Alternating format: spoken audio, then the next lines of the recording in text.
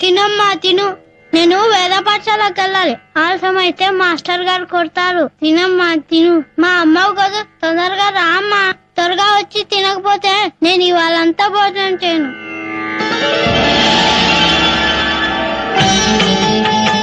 తినమ్మా, చల్లారకుండా తిను. ఇవాళ సామవేదం చెప్తారు. ఆలస్యం అవుతుంది. తొందరగా తినమ్మా.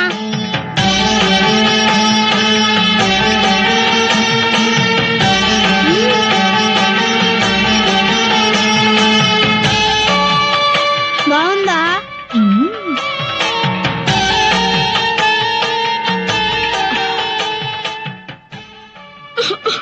పొలం మారిందా? శివుడు తలుచుకొని ఉంటాడు.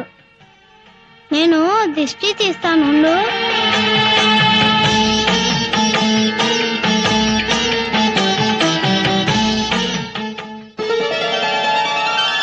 ఆలస్యం అయిపోతుంది. అవతల ప్రసాదం తీసుకెళ్ళాలి. ప్రసాదం ఏదిరా? దుర్గమ్మ తినేసింది. విగ్రహం ప్రసాదం తింటమేంట్రా? నిజంగానే అరిగించింది. నువ్వు తినేసి అమ్మవారి మీదకి నెట్టేస్తున్నావా? దౌర్భాగ్యం!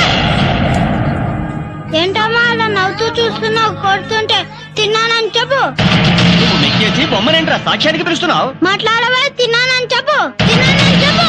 నేను తినేసా అంటున్నారు. నువ్వు తిన్నావని చెప్పు. నువ్వు వచ్చి చెప్పకపోతే నేను వేద మానేసి జంజం తీసేస్తాను. చెప్పు. ఒరే, కమ్మని పులిహోర పెట్టి చెయ్యి కడగడం మర్చిపోయావేరా?